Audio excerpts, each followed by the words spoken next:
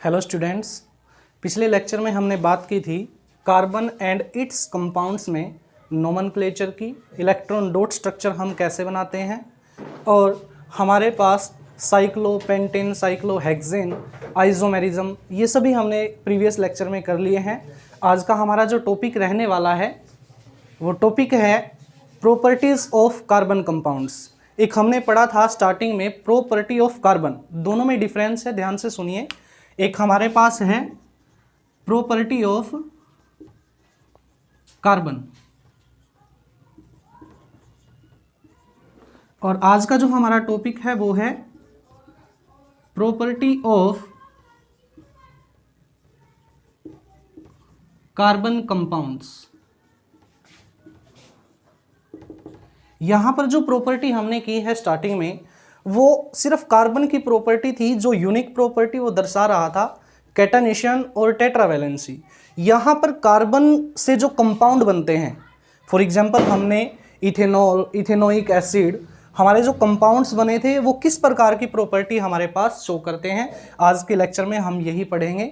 तो फर्स्ट हमारे पास जो कार्बन कंपाउंड की प्रॉपर्टी है उसके बारे में हम जिक्र करते हैं। देखिए, पहली प्रॉपर्टी जो हमारे पास है वो है कंबशन, जिसको हिंदी में हम दहन बोलते हैं। कंबशन का मतलब ही हमारे पास है दहन करना या बर्न करना। हम किसी कंपाउंड को बर्न कर रहे हैं, मीन्स ये एक ऐसा एक्ट है जिसमें किसी कंपाउंड की बर्निंग की जाती है। अब जब हम कार्बन के कंपाउंड्स की बर्निंग करेंगे तो हमें क्या मिलता है उसकी रिएक्शन में, तो वो चीज़ हमें देखनी है। अब बर्निंग जो प्रोसेस है आप सभी को पता है विदाउट ऑक्सीजन पॉसिबल नहीं है। हम कार्बन के कंपाउंड का जब भी बर्निंग करते हैं तो हमें जो एक मेन एलिमेंट हमारा है ऑक्सीजन, उसकी हमें ज़रूरत होती है। कार्बन का कंपाउंड जब भी ऑक्सीजन के साथ रिएक्ट करेगा तो हमारे पास रिएक्शन में जब बर्निंग होगी तो कंपाउंड मिलते हैं हमें CO2 plus heat and light. Means carbon के कंपाउंड का जब भी हम कंबशन करते हैं तो हमें हीट एंड लाइट और कार्बन का कोई कंपाउंड हमें यहाँ पर मिलेगा। अब कार्बन के कंपाउंड हमारे पास दो टाइप के होते हैं, ये भी हमने प्रीवियस लेक्चर में जाना था, saturated carbon compounds and unsaturated carbon compounds.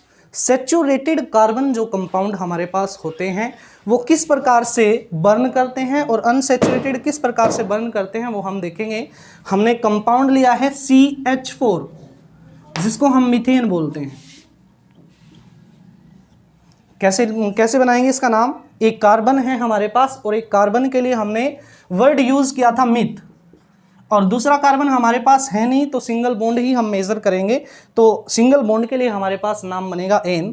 तो एक कार्बन हमारे पास है मीथेन और इसका हम ऑक्सीजन के साथ रिएक्ट करवाते हैं, बर्न अगर हम इसको करते हैं तो हमें कंपाउंड मिल रहा है carbon dioxide plus heat and light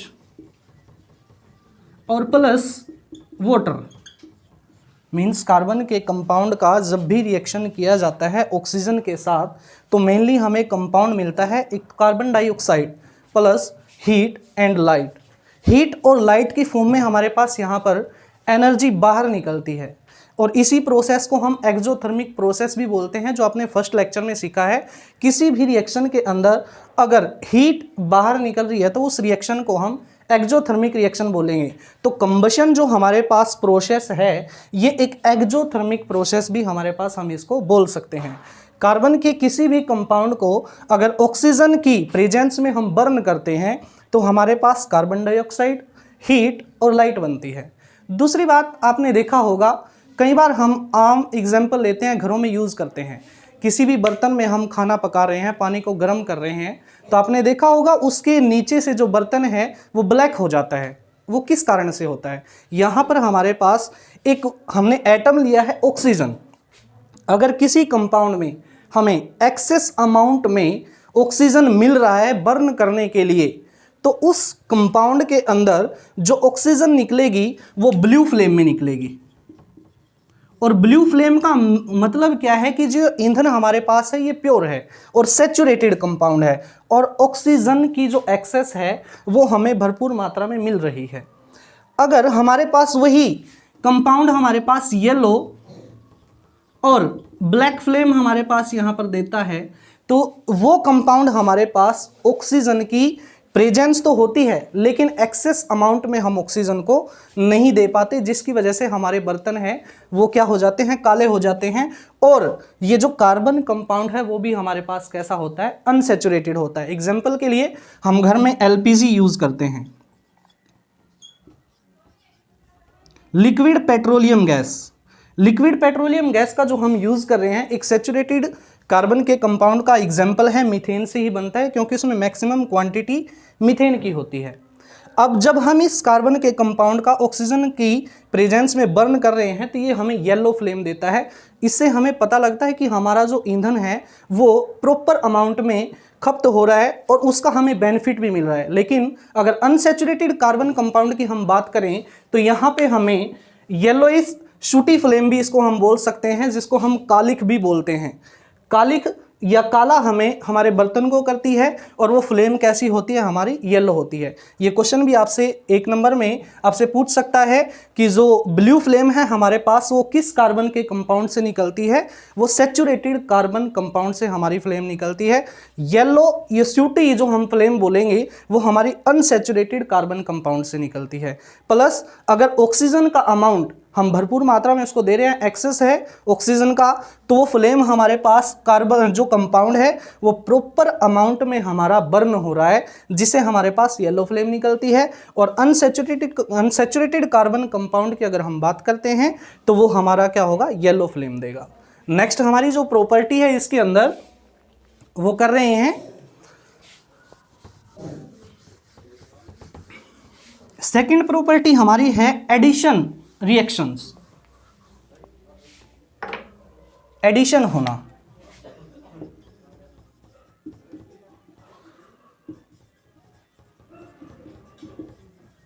या इसी को एक मेन नाम से क्वेश्चन आता है हमारे पास जिसको हम बोलते हैं हाइड्रोजिनेशन।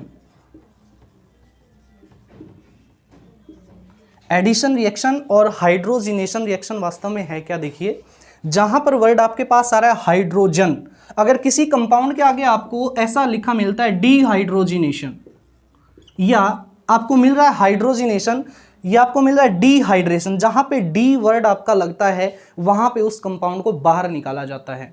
और जहां पर हमारे पास ये सिंपल लिखा हुआ हाइड्रोजिनेशन मीन्स इस आपके एलिमेंट की, हाइड्रोजन की इस रिएक्शन के अंदर एडिशन हो रही है। एडिशन रिएक्शन के अंदर हमारे पास होता क्या है कि अनसैचुरेटेड जो कार्बन कंपाउंड हमारे होते हैं, अनसैचुरेटेड कार्बन कंपाउंड किसको बोलेंगे हमने प्रीवियस लेक्चर में जाना था। अनसैचुरेटेड कार्बन कंपाउंड वो कार्बन के कंपाउंड हैं जिनमें डबल या ट्रिपल बॉन्ड हमारे पास होता है। जैसे हमने एग्जांपल में यहाँ पर किया था, हम बात कर रहे हैं इथीन की या इथाइन की।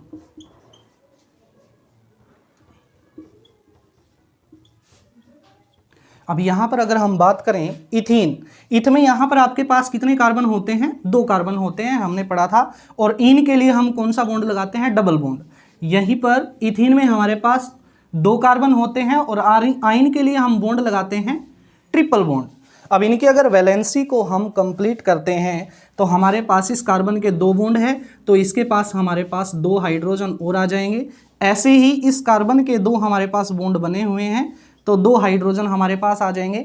इस कार्बन की अगर मैं बात करता हूं तो 3 बॉन्ड इसके बने हुए हैं और कार्बन मैक्सिमम 4 बॉन्ड बनाता है। तो एक हाइड्रोजन को हम इसके साथ ऐड करेंगे और एक हाइड्रोजन को हम इसके साथ ऐड करेंगे। अब ये कार्बन का जो कंपाउंड आपके पास बन रहा है अनसैचुरेटेड कार्बन का कंपाउंड, जिसमें आपके पास डबल और ट्रिपल बॉन्ड होते हैं। फिर हम यहाँ पर आते हैं हाइड्रोजिनेशन, मीन्स हम क्या कर रहे हैं, हाइड्रोजन को इसके अंदर ऐड कर रहे हैं, हम जोड़ रहे हैं। इस रिएक्शन को हम रिडक्शन भी बोल सकते हैं। रिडक्शन क्या होता है, अगर किसी भी रिएक्शन के अंदर हम हाइड्रोजन को प्लस करते हैं, उस रिएक्शन में हमने हाइड्रोजन को जोड़ा है, तो वो रिएक्शन हमारे पास रिडक्शन भी कहलाती है। तो अनसैचुरेटेड कार्बन कंपाउंड के अंदर अगर हम हाइड्रोजन को जोड़ेंगे तो हमें सैचुरेटेड कार्बन कंपाउंड्स मिलते हैं, मीन्स जिनके अंदर सिंगल बॉन्ड हमारे पास होता है वो कंपाउंड हमें मिलते हैं। तो इस रिएक्शन को हम एडिशन रिएक्शन बोलेंगे। देखिए कैसे,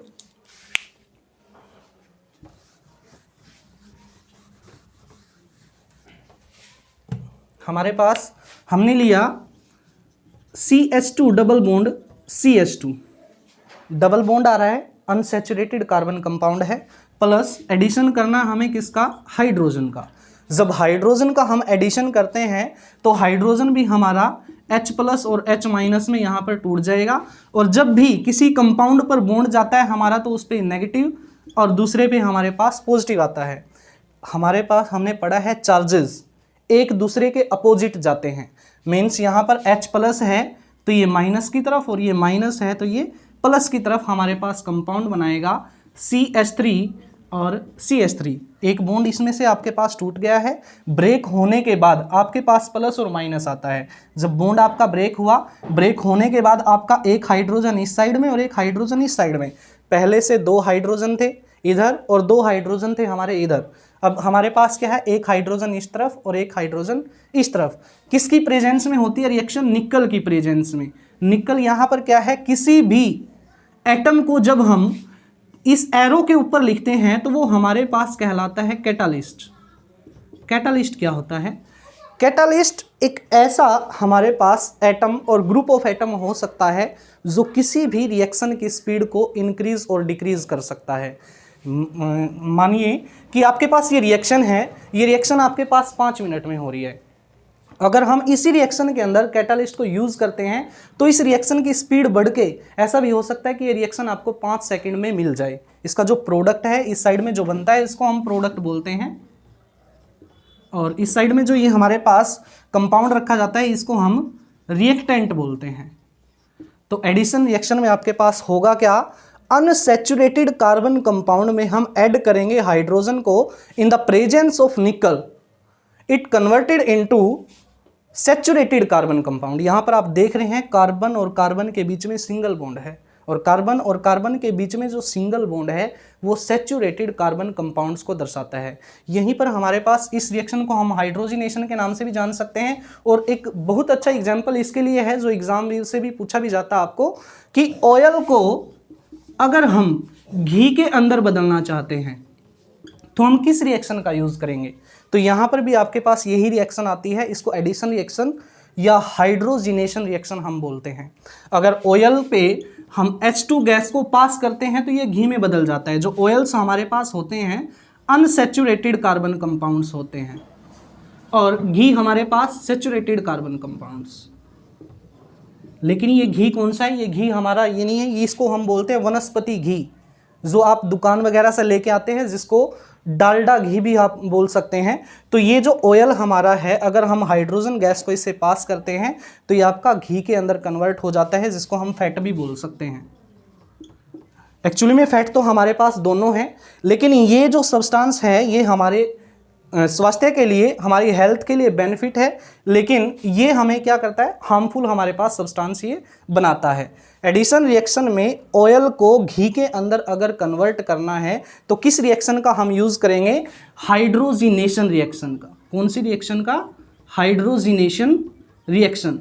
कब यूज़ किया जाता है, अगर हम ऑयल को घी में, फैट में क्या करना चाहते हैं, बदलना चाहते हैं। दोबारा फिर से देखिए, दोबारा फिर से रिपीट कर रहा हूँ मैं इसको।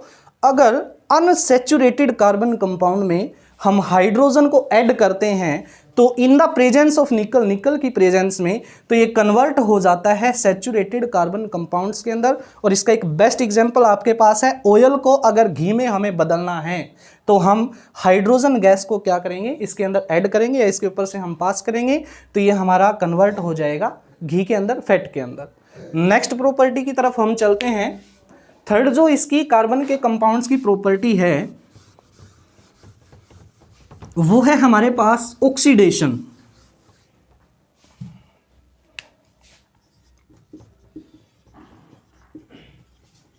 ऑक्सीडेशन और ऑक्सीडेशन रिएक्शन आपने फर्स्ट लेक्चर में भी पढ़ी होगी, फर्स्ट लेक्चर में हमने पढ़ा था ऑक्सीडेशन किसको हम बोलेंगे, कौन सी रिएक्शन हमारे पास ऑक्सीडेशन होती है, जिन रिएक्शंस के अंदर हम ऑक्सीजन को ऐड करते हैं या फिर किसी भी कंपाउंड में जब हम ऑक्सीडाइजिंग एजेंट को रखेंगे। ऑक्सीडाइजिंग एजेंट ये क्या होते हैं, ऑक्सीडाइजिंग एजेंट, ये सीधा क्वेश्चन आता है, व्हाट आर ऑक्सीडाइजिंग एजेंट्स।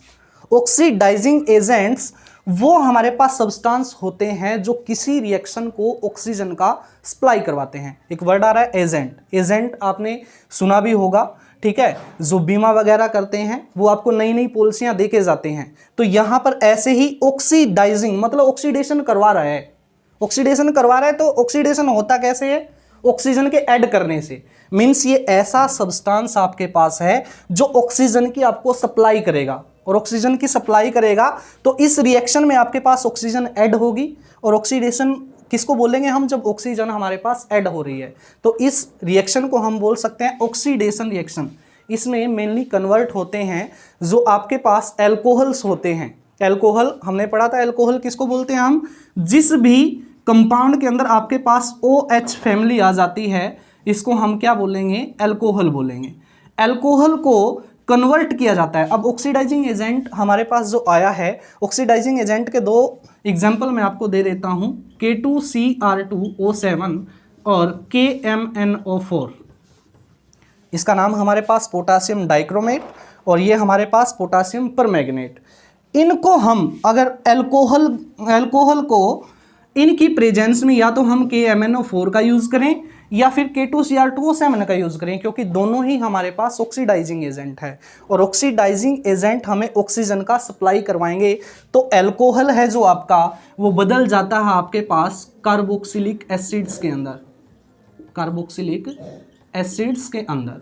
ये क्वेश्चन भी आपके पास आता है, convert, how to convert ethanol to ethanoic acid, ethanoic acid, कि आप किस प्रकार से इथेनॉल को इथेनोइक एसिड के अंदर कन्वर्ट कर सकते हैं। तो मैंने अभी आपको बताया इथेनॉल कैसे बनाएंगे। इथ यहाँ पर वर्ड आ रहा है और इथ में आपके पास 2 कार्बन होते हैं। फिर आपके पास एक वर्ड आ रहा है एन, एन के लिए आप सिंगल बॉन्ड रखेंगे। और ऑल जो आपके पास आता है, ऑल किस वर्ड के लिए हम यूज करते हैं, OH के लिए। किसके लिए, OH के लिए। अब ये कार्बन है आपके पास, इनकी वैलेंसी को आप कंप्लीट कर दीजिए। यहाँ पे ये कार्बन के 2 बॉन्ड बन रहे हैं क्योंकि एक ऑक्सीजन आपका बॉन्ड बना रहा है हाइड्रोजन के साथ, तो यहाँ से आपके पास हाइड्रोजन 2 लग जाएंगे।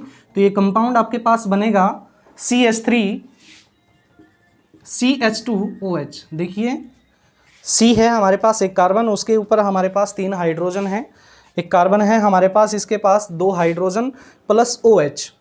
आपके पास कौन क्या है, ये इथेनॉल। इथेनॉल को हमें रिएक्ट करवाना है किसके साथ, KMnO4 या K2Cr2O7। तो मैं दोनों को यहाँ पर लिख देता हूँ, K2Cr2O7। अब ऑक्सीजन का जब सप्लाई होगा तो यहाँ पर होगा क्या, हमारे पास ऑक्सीजन बढ़ेगा। ऑक्सीजन क्या होगा, बढ़ेगा। और ऑक्सीजन जब बढ़ेगा हमारे पास तो ये कन्वर्ट हो जाएगा आपके पास CH3COOH के अंदर। यहाँ से हम क्या करेंगे, यहाँ से ये हाइड्रोजन है, इस हाइड्रोजन को हम बाहर निकाल देंगे। और एक ऑक्सीजन जब बढ़ेगा तो वो ऑक्सीजन किसके साथ बॉन्ड बनाएगा, हमारा कार्बन के साथ। इसकी स्ट्रक्चर को अगर हम देखें तो ये हमारे पास इस प्रकार से स्ट्रक्चर बनाता है। इथेनोइक एसिड हमारा एल्कोहल है, वो कन्वर्ट हो रहा है कार्बोक्सिलिक एसिड के अंदर। किस रिएक्शन में हो रहा है, ऑक्सीडेशन रिएक्शन में। क्यों हो रहा है, क्योंकि हमने ऑक्सीजन को ऐड किया है। किसके थ्रू ऐड किया है, ऑक्सीडाइजिंग एजेंट के थ्रू। अगर हम इथेनॉल में ऑक्सीडाइजिंग एजेंट की फॉर्म में रिएक्शन करवाते हैं तो ये हमारा कन्वर्ट होता है इथेनोइक एसिड के अंदर। मीन्स अगर आपके पास क्वेश्चन आता है कि आप एल्कोहल्स को कार्बोक्सिलिक एसिड में किस प्रकार से कन्वर्ट कर सकते हैं, तो आपका सिंपल सा एग्जांपल रहेगा, आपने ऐड करना है उसके अंदर ऑक्सीडाइजिंग एजेंट को। और ऑक्सीडाइजिंग एजेंट क्या है, अभी बताया हमने कि जो ऑक्सीजन का आपके पास सप्लाई करवाता है। यहाँ पर 2 ऑक्सीडाइजिंग एजेंट हमने यूज किए हैं, पोटासियम डाइक्रोमेट और पोटासियम परमैंगनेट। ये तीसरी हमारे पास प्रॉपर्टी थी ऑक्सीडेशन। नेक्स्ट प्रॉपर्टी की हम बात करते हैं। नेक्स्ट प्रॉपर्टी जो हमारे पास है उसका नाम है सब्स्टिट्यूशन रिएक्शंस।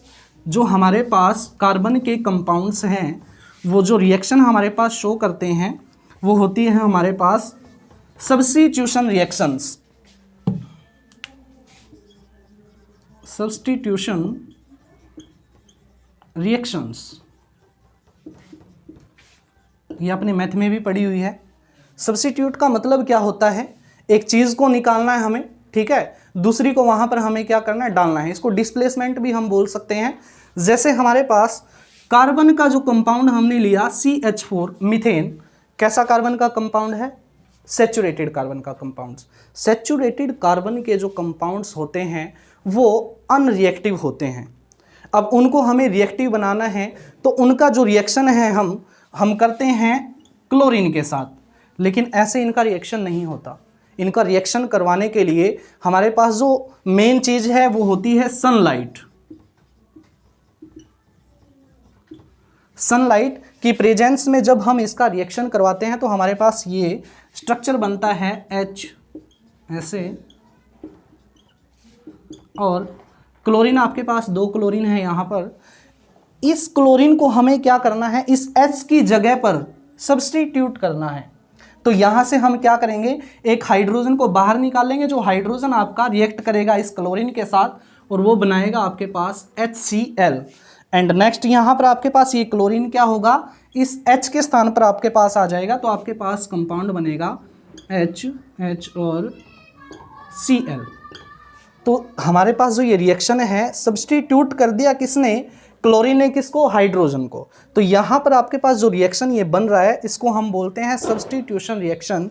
लेकिन हमने यहाँ पर बात की है, ये जो रिएक्शन है सैचुरेटेड कार्बन कंपाउंड्स अनरिएक्टिव होते हैं नेचर के अंदर, जल्दी से रिएक्शन नहीं करते। तो इनको रिएक्शन करवाने के लिए हमने किसकी प्रेजेंस में रिएक्शन करवाया है, सनलाइट की प्रेजेंस में। और एग्जाम्पल इसके देखिए, और भी एग्जाम्पल देखते हैं इसके।